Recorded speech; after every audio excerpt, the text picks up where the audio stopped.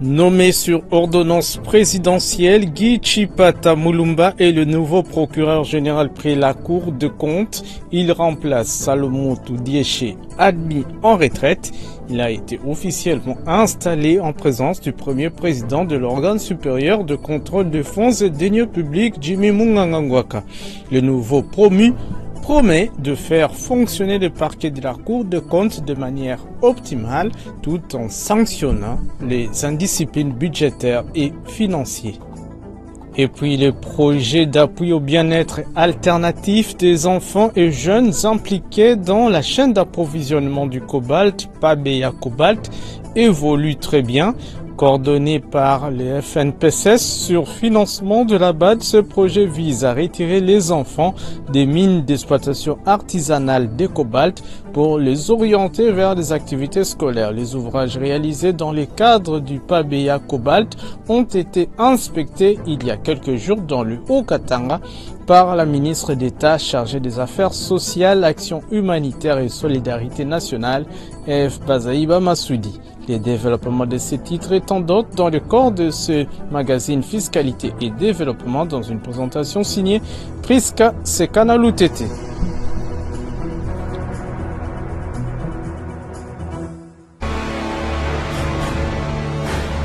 Agence Galaxy Media, la passion de développer la RDC. Très heureuse, mesdames et messieurs, de vous retrouver dans les cadres de votre magazine économico-financier et question de développement produit par la rédaction de l'agence Galaxy Media, Fiscalité et Développement. Nommé procureur général près la Cour de comptes par le président de la République, Guy Chipata Mulumba a été installé le lundi 3 novembre 2025 en présence du premier président de cette institution supérieure de contrôle des finances et biens publics. Guy Chipata Mulumba s'est dit déterminé à faire fonctionner les parquets de la Cour de comptes de manière optimale. Plus de détails dans ce reportage signé Jocelyn Lombababa sur les images d'Armen Goma Moussakanda.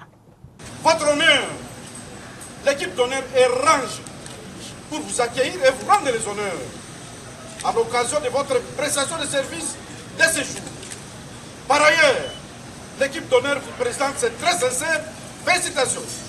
Magistrat de l'ordre judiciaire depuis 2000 ans, Guy Chipata Mulumba, c'est lui, le nouveau procureur général près la Cour des comptes, nommé vendredi 31 octobre dernier par le président de la République, Félix Antoine Tshisekedi Tshilombo. Il remplace à ce poste Salomon Toudiéché, procureur général près la Cour des comptes sortant, admis à la retraite. Après avoir été accueilli avec enthousiasme par les cadres et agents de la Cour des comptes, le premier président de l'organe supérieur des contrôles des fonds et deniers publics, Jimmy Mungangangwaka, a échangé avec le nouveau procureur général près la Cour des comptes, Guy Chipata Mulumba, en présence du magistrat. Ses fils maison s'est dit être déterminé à faire rayonner les parquets de l'institution supérieure des contrôles des finances et biens publics. Nous allons faire le nécessaire pour que la Cour puisse fonctionner de manière optimale. Vous savez que notre travail, c'est les contrôles des finances publiques. Dans la chaîne, lorsque vous lisez la loi des finances, vous avez les ordonnateurs, vous avez les comptables et vous avez le contrôleur budgétaire. Tous ces responsables-là ont l'obligation de, surtout les ordonnateurs et les comptables, le devoir de redevabilité. Ce devoir se fait à travers ce qu'on appelle les transmissions. Ils ont des transmissions obligatoires. C'est ce qui permet à la Cour des comptes de pouvoir effectuer les contrôles des finances publiques. Même les comptables ne transmettent pas comme il se doit. Que ce soit les comptabilités mensuelles, alors qu'il revient au procureur général de pouvoir faire les suivis de tout ça. Il y a des ordonnateurs qui ont aussi l'obligation de transmettre leur compte administratif à la Cour des comptes. Mais comme il n'y avait pas de suivi, c'est le rôle du parquet Mais à un moment, le parquet n'a pas pu jouer ce rôle-là. Et j'espère qu'avec notre avènement à la tête de ces parquets, vous allez voir comment les choses vont changer. Recruté sur base d'un concours organisé en 2013 à la Cour des comptes, Guy Chipata Mulumba a été sélectionné parmi les meilleurs lauréats de l'Institution supérieure des contrôles des fonds et biens publics. En 2018, Guy Chipata Mulumba a été nommé conseiller et en 2022, il a été élevé aux fonctions des présidents des chambres en charge de la discipline budgétaire et financière. La première ministre Judith Suminwa Tuluka a présidé le jeudi 6 novembre 2025 la réunion du comité des conjonctures économiques consacrée à l'évaluation de la situation macroéconomique du pays. Faisant le compte-rendu de cette réunion, le ministre des Finances Doudou Famba Likundeli Botaï a présenté les analyses qui ont fait ressortir un renforcement significatif de la stabilité économique, fruit des réformes conduites avec rigueur et cohérence. L'inflation est désormais projetée à 2,7% en glissement annuel contre 7,8% initialement envisagé, illustrant une maîtrise durable du cadre macroéconomique. On l'écoute. Son Excellence Madame la Première ministre du gouvernement a présidé la réunion du comité des conjonctures économiques. Nous avons passé en revue la situation du cadre macroéconomique, qui est caractérisé par un renforcement de la stabilité du cadre macroéconomique, les recul de l'inflation qui se projette à 2,7% en glissement annuel, contre une projection de 7,8%, tel que cela a été prévu dans le cadre du programme formel que nous avons avec les Fonds monétaires internationaux. Nous avons également noté ensemble avec le gouverneur de la Banque centrale du Congo qui a participé à cette séance de travail du renforcement de notre monnaie nationale, qui est stable et qui continue de s'apprécier. Le gouvernement a également examiné dans cette réunion les mesures des mobilisations de recettes qui vont soutenir les efforts de la Banque centrale du Congo.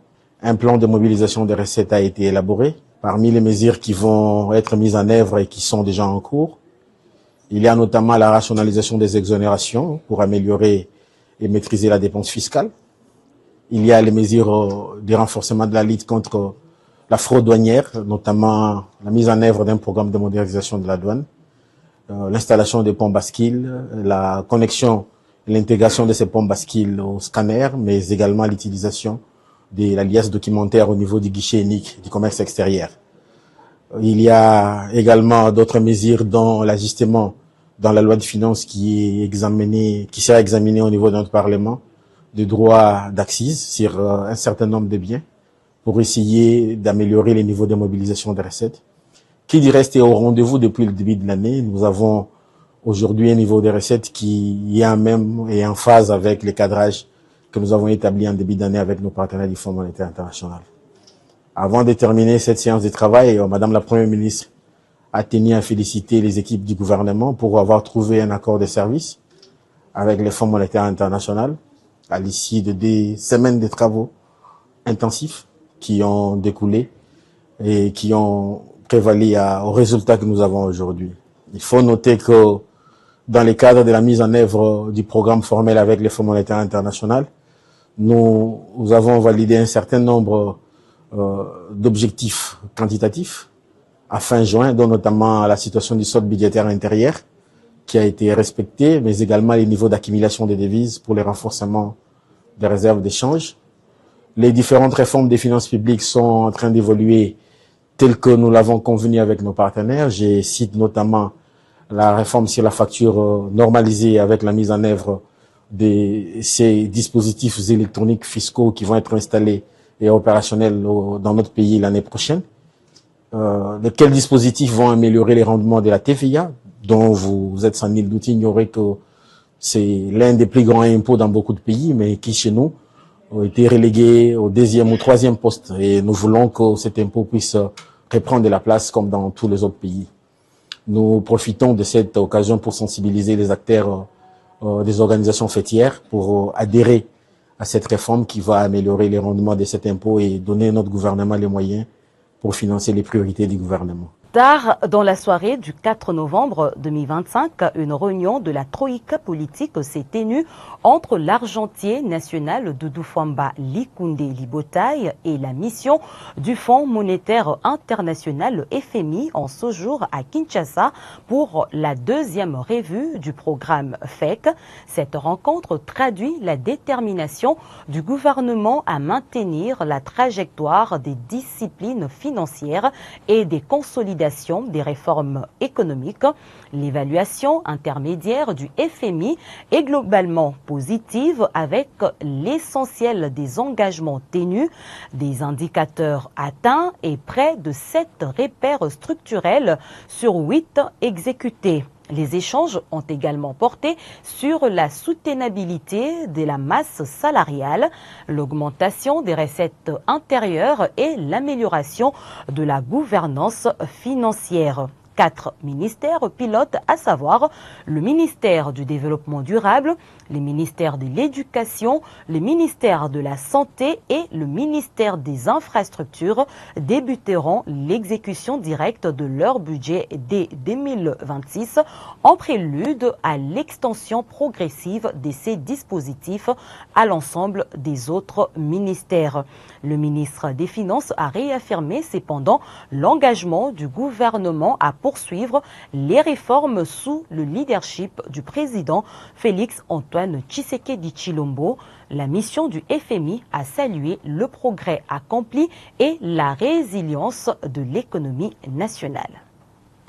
Lors de sa mission d'itinérance dans le Haut-Katanga, la ministre d'État, ministre des Affaires sociales, Action humanitaire et solidarité nationale, Eve Bazaïba Massoudi, en compagnie de l'administrateur directeur général du FNPSS, Alice Mirimo Kabeti, est allée inspecter les ouvrages réalisés dans le cadre du projet d'appui au bien-être alternatif des enfants et jeunes impliqués dans la chaîne d'approvisionnement du cobalt Pabea Cobalt en sigle. Financé par la BAD, ce projet vise à réinsérer socialement les enfants identifiés dans les mines artisanales de cobalt pour les orienter vers les activités scolaires. Didi Mavambo Nombolo Pepe et Fonfon Makito Doma étaient dans la suite de la ministre d'État Eve Bazaïba Massoudi. Lancé depuis juin 2019 sur une initiative originale du chef de l'État, Félix-Antoine Tshisekedi Tshilombo, le projet d'appui au bien-être alternatif des enfants et jeunes impliqués dans la chaîne d'approvisionnement du cobalt, Pabea Cobalt, évolue de façon exponentielle dans le Haut-Katanga et le Lualaba.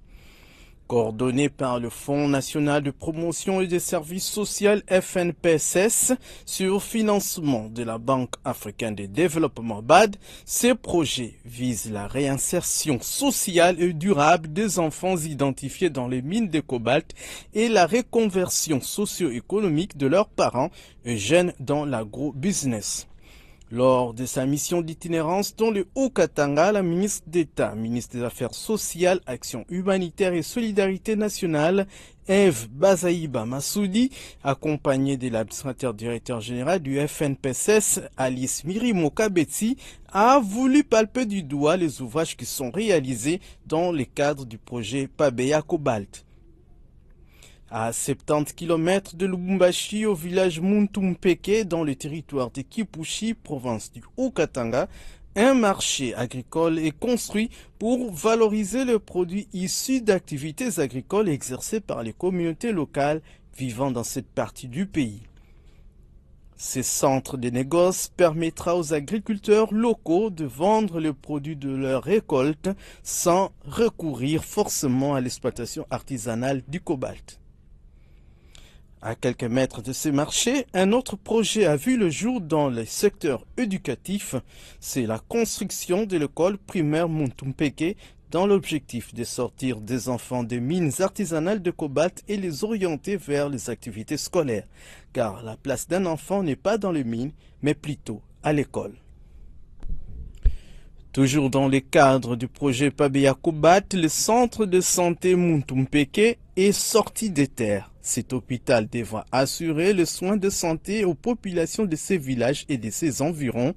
Les équipements médicaux sont déjà disponibles et gardés dans cet entrepôt et n'attendent qu'à être installés. Une réalisation qui ne laisse pas indifférents les membres de cette communauté.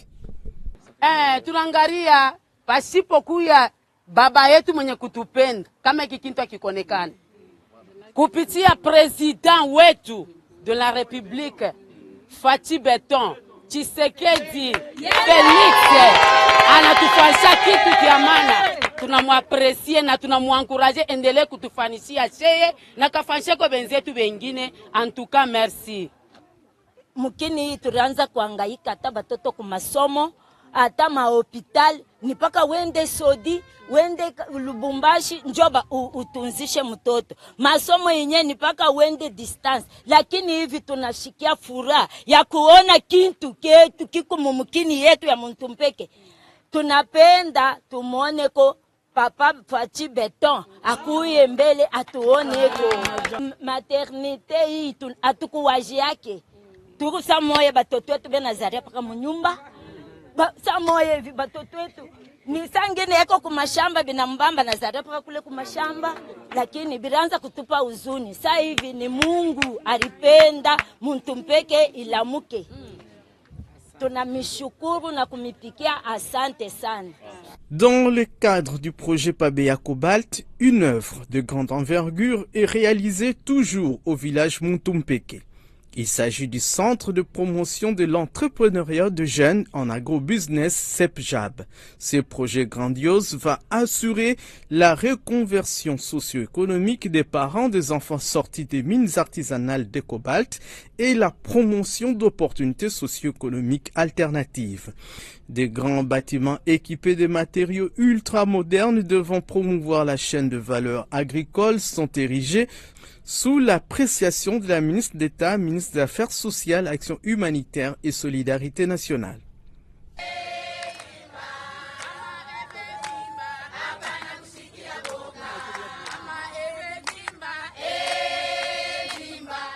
Quand je dis holistique, c'est-à-dire vous avez d'abord les centres de formation des jeunes. Et à côté des centres de formation des jeunes, vous avez des centres de production. Dans la production, c'est production multiple. Vous avez les porcheries, la chèvrerie, la pisciculture. Vous avez aussi du volet agricole où nous avons la possibilité de transformation locale des produits agricoles comme les rizeries, il y en a ici. Nous allons transformer aussi le maïs en farine. Nous avons aussi l'innovation qui est les farines de manioc. Donc nous avons ici plus de 1000 hectares où nous pouvons utiliser toute forme de spéculation en termes de produits plantés et on va les transformer ici localement. Je suis satisfaite comme propriétaire donc ministère des Affaires sociales parce que quand on parle du fonds social, c'est le ministère des Affaires sociales et vu la dimension même du projet, vu la grandeur, les niveaux, parce que pour que nous puissions signer un contrat avec la BAD, c'est le gouvernement qui autorise. Nous avons un chef du gouvernement qui met en place la vision d'un leadership, le chef de l'État. Donc il faudrait que lui-même arrive, je vais lui faire rapport, qu'il arrive pour couper les rubans symboliques et commencer à faire vivre les Hauts-Katanga. L'érection de ce centre de promotion de l'entrepreneuriat de jeunes en agrobusiness CEPJAB va créer plus de 3000 emplois. Ce projet Pabea Cobalt est loué par les communautés bénéficiaires. Nasengi na président Fachi pona misala na biso ya mboko ndenga kaniseli biso acheli biso makanisi moko Nzambe alikolo asalisa ye pe akobana mayelo pona kokanisela biso projet na biso tolingi efungwama ekende liboso misala bana mboka basala ba mise retrouver na basansi moko ya ndenge ya bien.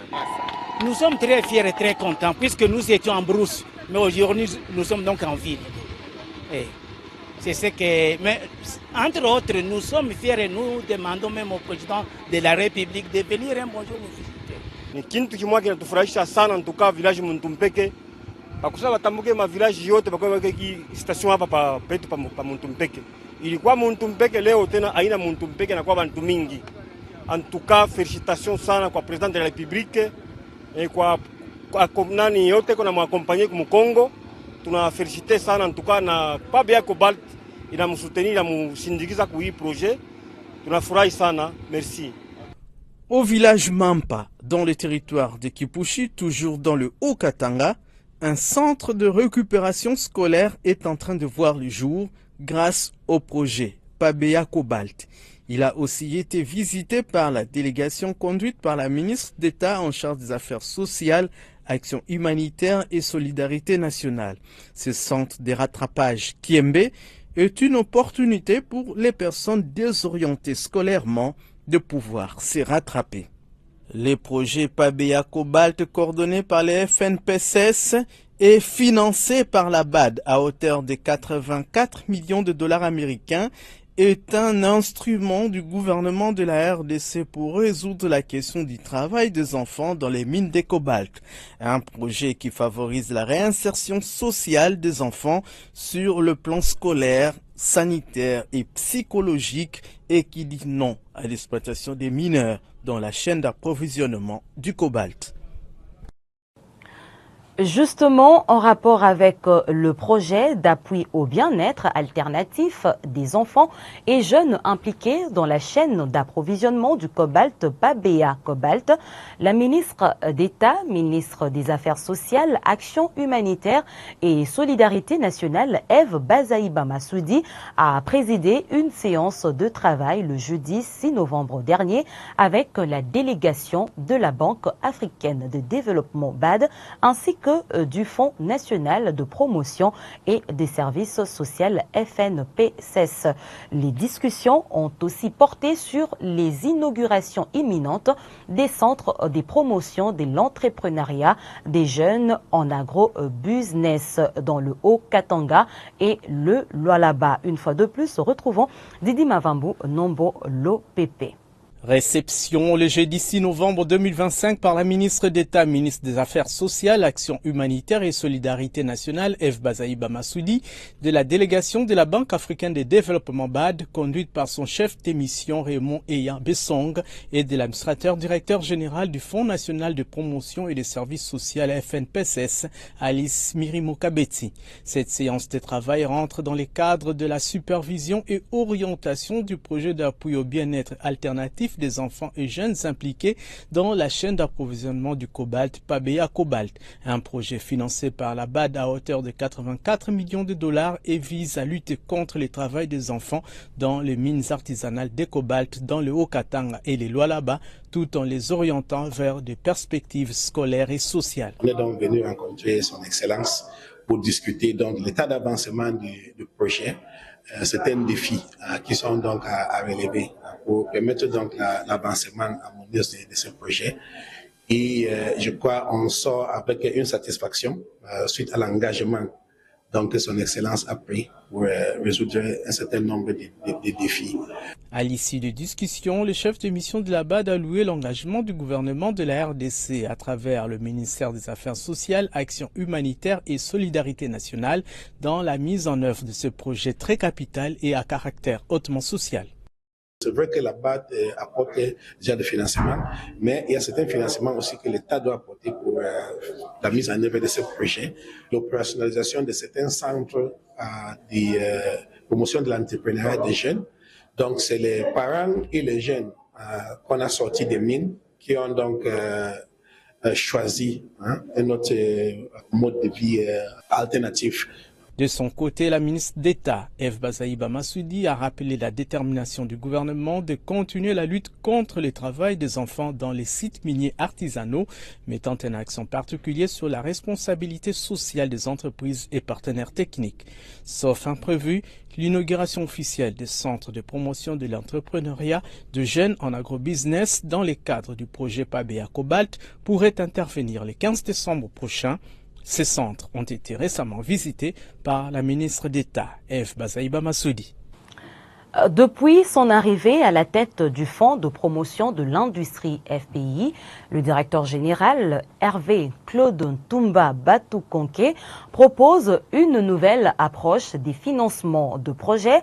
C'est dans ces cadres qu'il a échangé mercredi 5 novembre 2025 au siège administratif du FPI avec Malik Fall, représentant pays de la Société financière internationale, une filiale de la Banque mondiale qui soutient les secteurs privés à travers le monde. Reportage.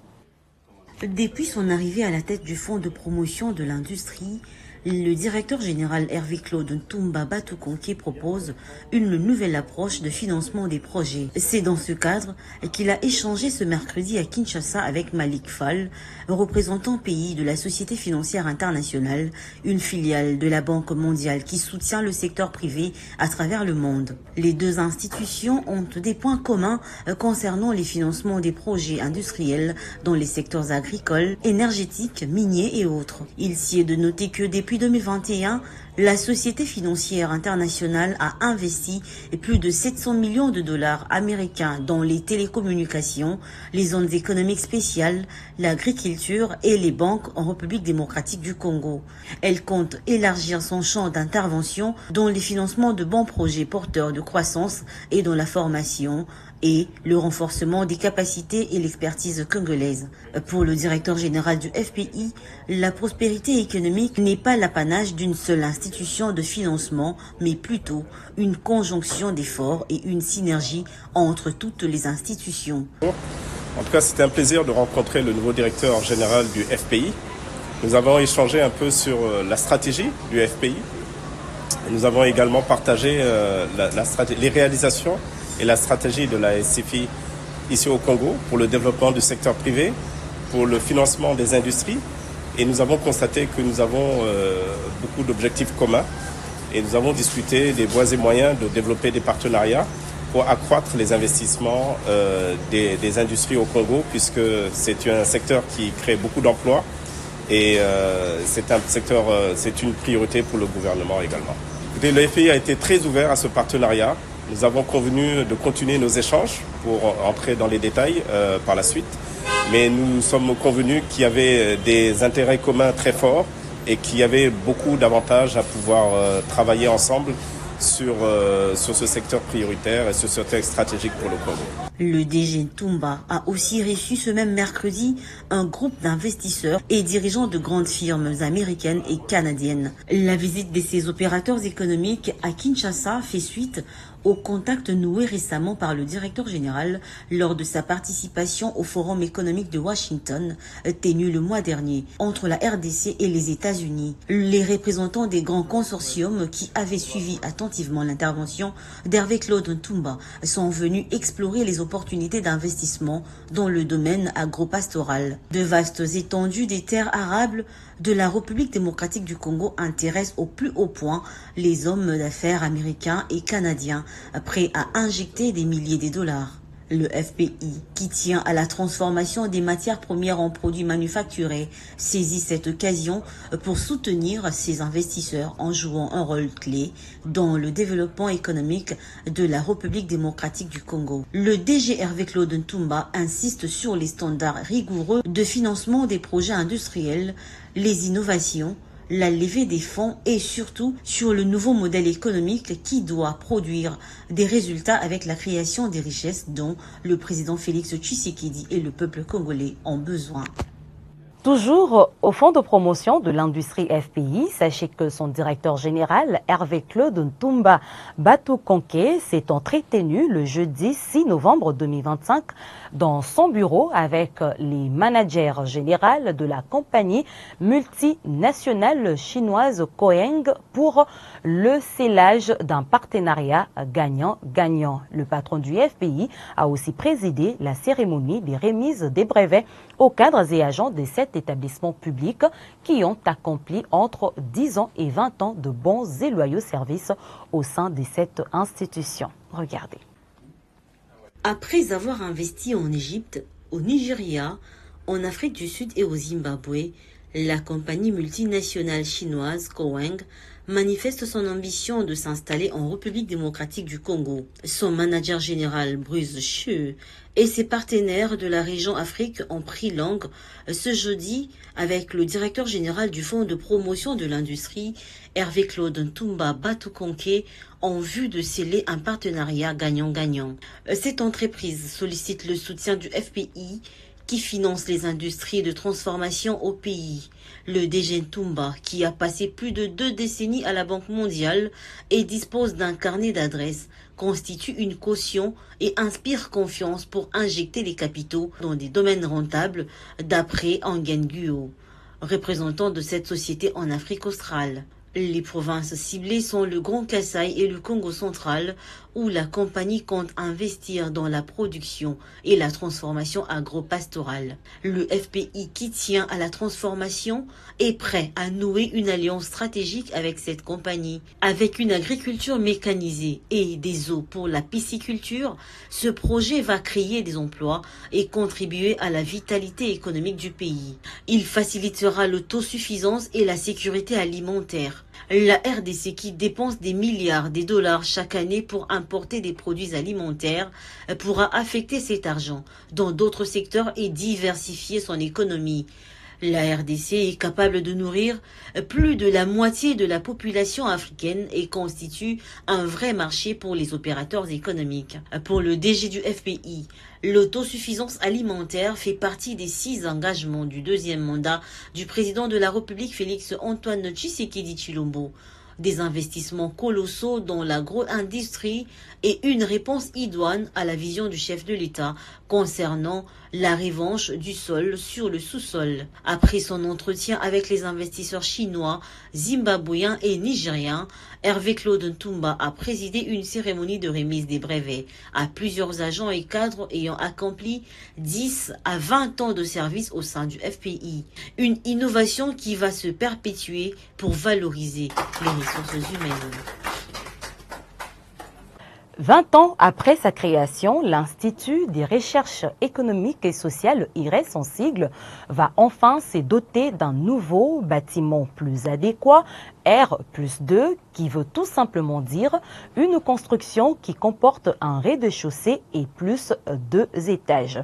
Financé par le gouvernement congolais à travers la cellule d'exécution des financements en faveur des États fragiles, CFF, sur ressources de la Banque africaine des développements BAD, les lancements du début des travaux de construction de cet établissement a eu lieu le 4 novembre 2025 sur les sites de l'université de Kinshasa. Témoins de l'événement, Lambert Yuma Ramazani et Armen Goma Moussakanda.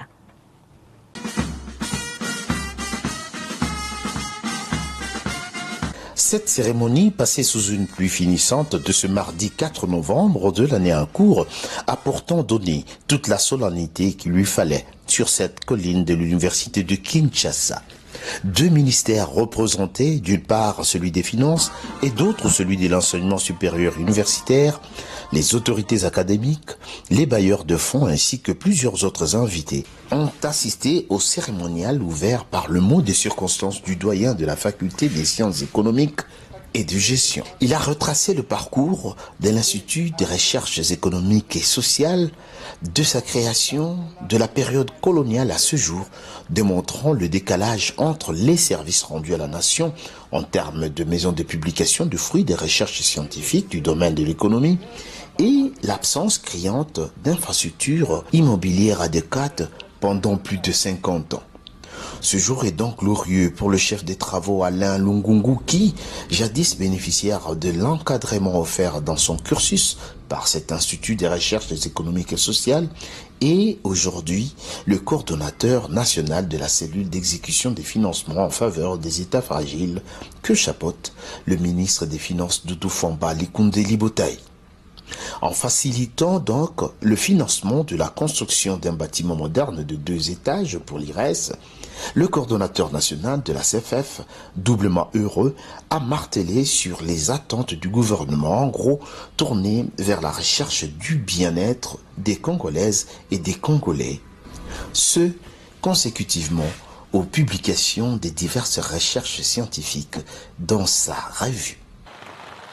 Le lancement des travaux de construction du bâtiment de l'IRES concrétise une ambition majeure, celle d'un enseignement supérieur et d'une recherche scientifique résolument modernisée.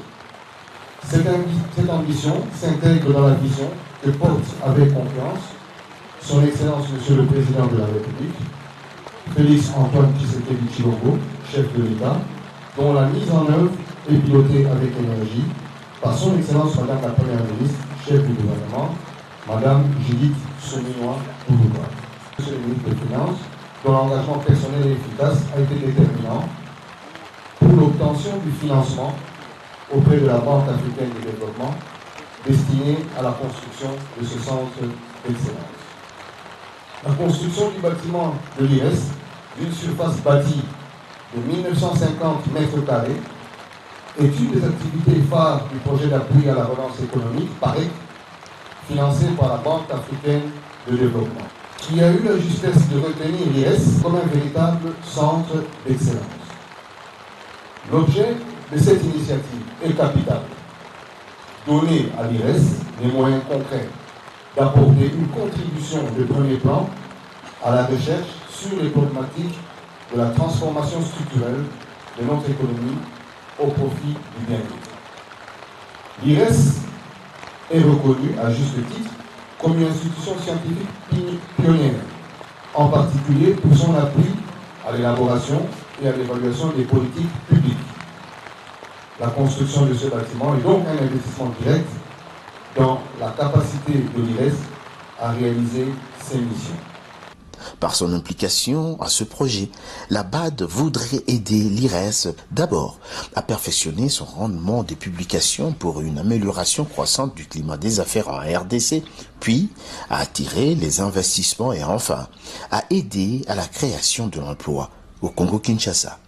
Et pour arriver à la matérialisation de ce projet d'extension et de modernisation de l'IRES, la BAD compte sur la rigueur légendaire de la CFF dans le suivi des travaux sur les près de 2000 km² de surface à bâtir. En investissant dans l'IRES, la Banque africaine de développement investit dans la capacité de la République démocratique du Congo à se réformer par elle-même et à piloter son développement sur des bases factuelles et durables. Nous voudrions saluer ici l'engagement sans faille et le professionnalisme de la cellule d'exécution de financement en faveur des États fragiles CFEF qui assure avec efficacité le rôle d'autorité contractante. La rigueur dont vous faites preuve est essentielle à la réussite du projet et à la bonne gestion des ressources mises à la disposition par la banque. Ce joyeux fera sûrement la fierté de l'université de Kinshasa. C'est dans ce sens que, représentant le recteur de l'université empêché à cette cérémonie, le secrétaire général académique de l'UNIKIN a invité toutes les composantes impliquées à ce projet de jouer correctement leur rôle, aux enseignants et autres usagers du cadre de recherche économique et sociale, de promettre d'en faire bon usage pour que l'extension et la modernisation de l'IRES impactent positivement dorénavant la qualité de leurs prestations.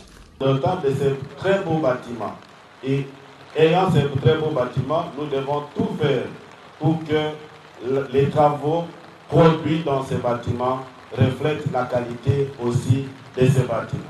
Je voudrais que sans aucune compétition, nous puissions prendre en otage toutes les politiques publiques du gouvernement congolais, non pas parce que nous allons le revendiquer, mais tout simplement parce que nos analyses vont imposer toute institution congolaise à se référer à l'IRES.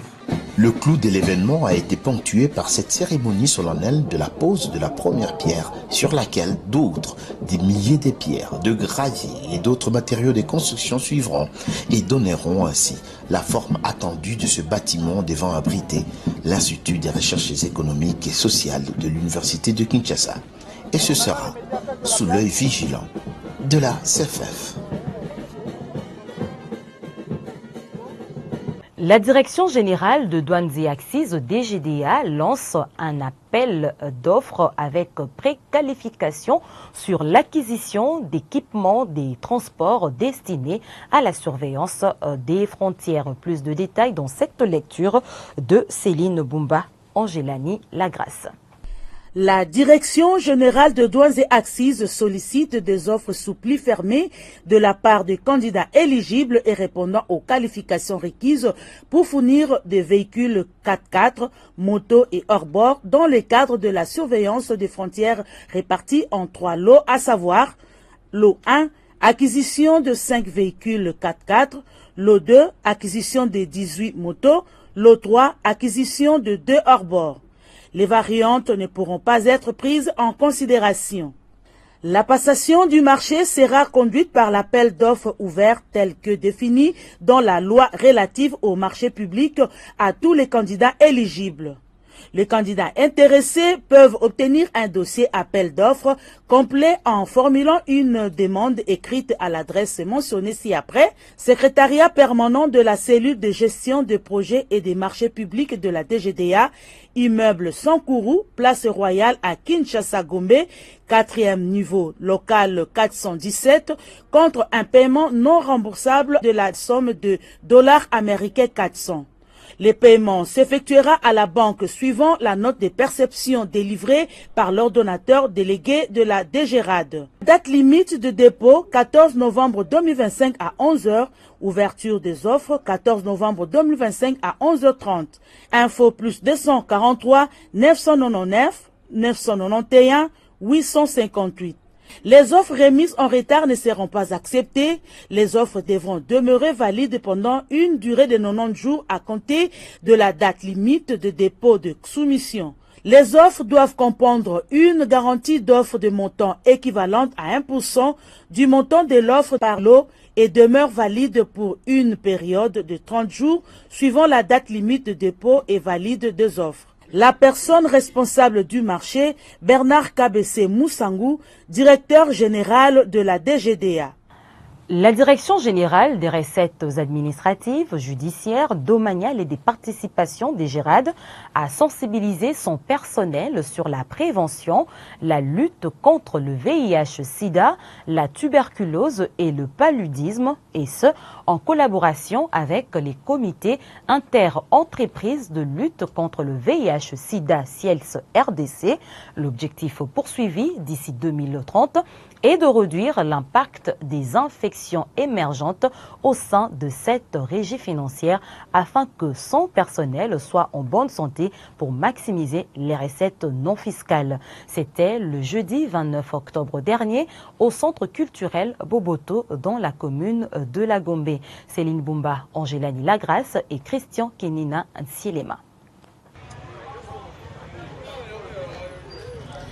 Cadres et agents de la DGRAD se sont réunis autour de Christine Epoulouké Bombola, directrice générale adjointe chargée de l'administration et finances de la cadette de régie financière, en vue d'être sensibilisés sur le VIH-Sida, la tuberculose, le paludisme, les maladies dites émergentes et toute pathologie liée au mode du travail.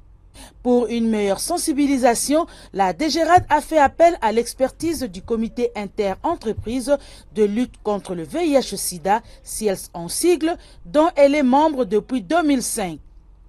Prenant la parole, Christine Epoulouké a dit toute la détermination de la DGRAD est de ménager aucun effort afin d'atteindre un objectif positif pour le bien-être de plus de 5000 cadres et agents que compte la DGRAD. L'activité consiste à présenter les plannings de ciel pour l'année 2025-2026, ainsi que le budget y afférent. Donc nous sommes venus ici pour accompagner notre comité. Et vous voyez à mes côtés, Madame le directeur des ressources humaines, nous voulons vraiment accompagner parce que la santé, comme je l'ai dit à l'intérieur, mentale et physique de nos agents, des cadres et agents en dépendent. Donc c'est pourquoi nous venons suivre de près et nous avons dit comme tout à l'heure, nous allons accompagner notre comité dans ces plannings de travail. L'objectif c'est suivre de près la santé de nos agents. C'est ça. Si vous suivez la définition du ciel, vous allez voir. Et ici, on a mis accent sur le VIH-Sida. VIH-Sida, la tuberculose, ainsi que des infections, des hépatites virales. Donc nous sommes là comme les VIH-Sida. Les gens commencent à négliger actuellement, croient que ça n'existe plus, ou comme il y a déjà la trithérapie, il faut se comporter comme il se doit. Nous devons continuer à sensibiliser, à responsabiliser nos cadres et agents ainsi que leurs dépendants pour leur dire que ça existe et il faut la prévention. La prévention, et vous avez suivi tout à l'heure dans la présentation, la DGRAL va mettre un lot de préservatifs féminins et masculins à la disposition de nos cadres et agents. En ce qui concerne la mobilisation et la maximisation de recettes, première mission de la DGRAD, une question se pose. Est-ce qu'avec ces méthodes de prévention et de lutte contre toute forme de pathologie liée au mode du travail, cadres et agents de la DGRAD pourront-ils mobiliser ces recettes du Trésor public? La directrice générale adjointe Christine Epoulouké s'est voulue rassurante. La mobilisation de recettes est liée aussi à la santé des agents. C'est pourquoi vous avez vu celle qui est chargée des ressources humaines et les chargés du comité qui sont là, qui travaillent en synergie pour voir. Si on ne suivait pas de près la santé de nos agents, on ne serait pas là. Donc on est en train de suivre parce que nous avons qu'il y a un impact sur la mobilisation. Quand vous avez un personnel malade, un personnel qui ne sait pas bien se réveiller, manger et tout ça, et ça va négativement impacter la mobilisation des recettes. Donc c'est dans ce cadre-là, dans cette optique-là, que nous continuons à soutenir le personnel de la DGRAD. Comme recommandation, la directrice générale adjointe chargée de l'administration et finances de la cadette de régie financière a exhorté les agents et cadres de la DGRAD d'aller se faire dépister, le seul moyen fiable de reconnaître son état sérologique. Car, dit-on, mieux vaut prévenir que guérir. L'inspection générale des finances IGF reprend du poil de la bête. En effet, l'inspecteur général des finances, chef des services, a échangé avec l'Association nationale des établissements publics et entreprises du portefeuille ANEP. Christophe Bitassi-Moi a annoncé à ses interlocuteurs la reprise d'une autre vague des missions d'encadrement. Reportage. L'inspection générale de finances poursuit sans désemparer son rôle des gendarmes de finances publiques en RDC. L'Association nationale des établissements publics et entreprises du portefeuille, ANEP, a conduit ses sociétaires au siège de l'IGF pour une réunion d'échange convoquée par le numéro 1 de l'IGF, Christophe Bitassi-Moi Bailly. La rencontre était axée d'abord sur l'annonce d'une autre vague des missions d'encadrement, l'établissement de périmètres opérationnels ainsi que des objectifs de ces missions. L'inspecteur général de finances, le chef de service Christophe Bitassi-Moi, a résumé l'essentiel de la rencontre en termes d'une évaluation triennale des résultats et des projections d'ici la fin de l'année 2025. Sur le plan méthodologique, le contenu de cette mission, la particularité c'est que au-delà de ce qui se faisait toujours, l'encadrement des dépenses et des recettes, nous allons faire l'état des lieux de ces entreprises en reculant sur 3 ans, de manière à ce que nous ayons une idée précise sur la santé de toutes ces entités publiques, de manière à ce que nous puissions savoir si, en définitive, le travail de l'inspection générale des finances a produit des effets positifs ou pas après 3 ans d'encadrement au sein de ces entreprises. Pour les mandataires publics, ce cadre d'échange leur permet de soulever les préoccupations rencontrées dans l'exercice de leurs fonctions en rapport avec le travail de l'inspecteur des finances en mission dans les entreprises. Pour les mandataires publics, ces cadres d'échange leur permet de soulever les préoccupations rencontrées dans l'exercice de leurs fonctions en rapport avec le travail des inspecteurs de finances en mission dans leurs entreprises. Pour rappel, il s'est tenu en date du 20 août dernier une rencontre avec les mandataires qui a permis à l'IGF d'étoffer un mémorandum qui a été déposé auprès de Madame la Première ministre Judith Souminois concernant les avantages des mandataires publics au vu des déficits sur les mesures d'application constatées sur les terrains. Voilà qui met fin à ces numéros de fiscalité et développement, mesdames et messieurs. Votre magazine produit par la rédaction de l'agence Galaxy Media AGEM. Merci de nous avoir suivis et excellente suite de programmes sur votre chaîne.